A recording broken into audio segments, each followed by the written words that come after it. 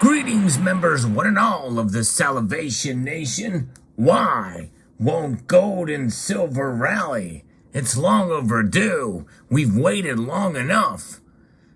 I'm frustrated too, especially what happened to the silver and gold prices today.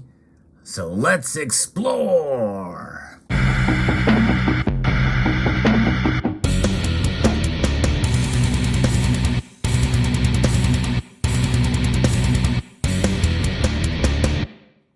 As of the recording of this video, we've had another down day in gold and silver prices. And, it's frustrating when we see silver fall over 2% and gold fall almost 1% at a time, especially when we have inflation, more and more talk of a recession coming. We may very well be in the midst of a recession right now.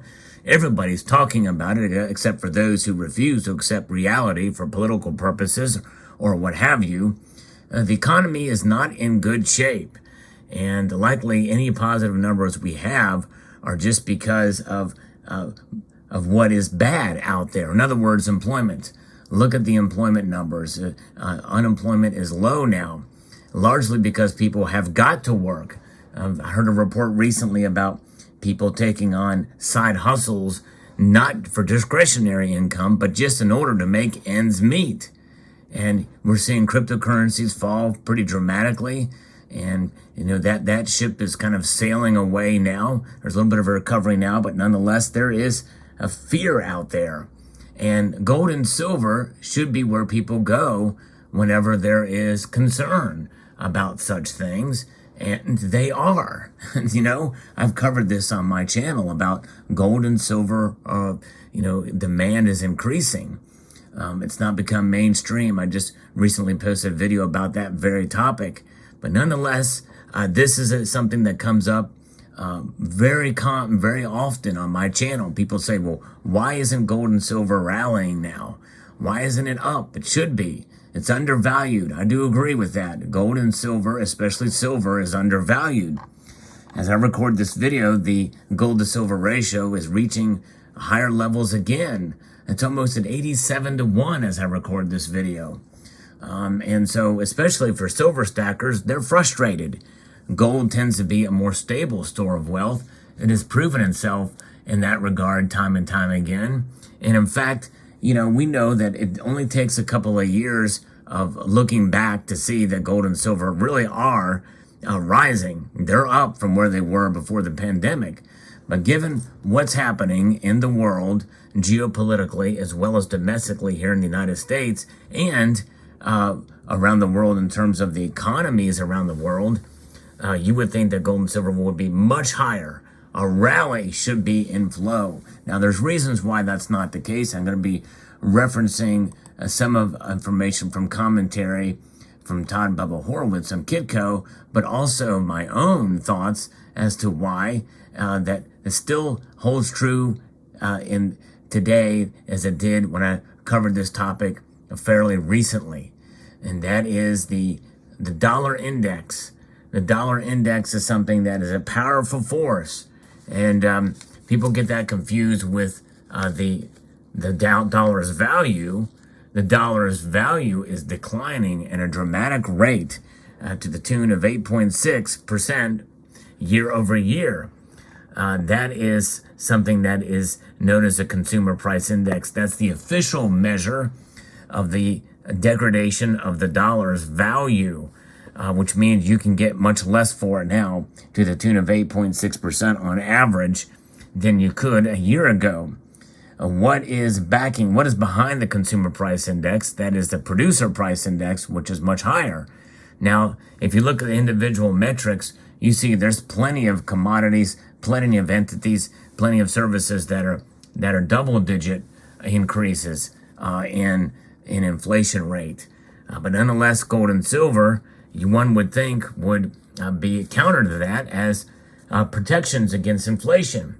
But there's a reason why I'm reluctant to necessarily say that, and I have been like this for quite a number of years. I say that gold and silver protect against economic instability.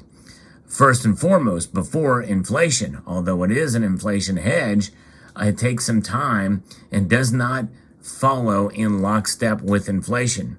History has taught us that. We've seen that in previous recessions and also previous inflation periods where gold and silver did not react the way that we think they should. In that regards, they don't necessarily flow in lockstep. And so that is something that we have to keep in mind and understand as we assess our own portfolios and where we put our money to protect ourselves. It is a long-term proposition. Gold and silver have always been a long-term proposition. So if you remember that and stack them as a savings vehicle, as wealth preservation devices, then you'll sleep much better at night knowing that. Even through periods like today where we saw not necessarily a crash or a plummet, but a pretty strong drop in gold and silver prices. You think that it would at least stay where it is and not see these radical moves. But, the answer is that there are sellers that are in the strong hands dominating the buyers. It's a classic action in the market, according to Mr. Horowitz here. Buyers and sellers rotate, fighting for control. There isn't a more complex answer, really. The sellers are in charge in silver, and buyers are in charge in gold. If you look a closer look at gold, the trend is higher. We're watching the market in consolidation. It's a time of greatest uncertainty where the strong hands rotate between buyers and sellers. Consolidation is a pain and can last longer than anyone expects. The good news for gold, silver, and platinum is that the markets are building a strong base. This would indicate a big rally is brewing. Of course, the question is when? When will it brew? Many of us make predictions, myself included. I always tell folks not to take my predictions seriously. I don't. I've made a prediction that has come true twice for gold this year, but not for silver. Silver, I'm still waiting on my prediction to come true. I've tampered a bit by $1 this year than I did last year, where I was predicting $30 silver. This year, I'm predicting $29 silver. Am I going to stick with that prediction? Why the heck not? There's nothing, I'm not betting on my own prediction, that's for sure. Many people feel it is undervalued and it should be at least $29. Could we see $29 silver this year? We should, by all accounts, but we may not. The question is when. That's the thing. The when can only be determined by the price action and not by the news. However, the news does drive the price, and a lot of times in the short term. The economics are always priced in, and so you watch the price action, but the price action is driven by the punditry out there and the emotions behind the reaction to those pundits. That's just the way the psychology works with it. It's best to trade without emotions, and you use what I call smart dollar cost averaging. You've heard me talk about that. It's a little bit of a step above just regular dollar cost averaging, where you buy your silver or your gold more when the price is low and you have discretionary income to do so, and less when the price is high. And you have to gauge those price movements. If there's a huge drop, take advantage of it if you can, with the lowest premium possible if you're a stacker.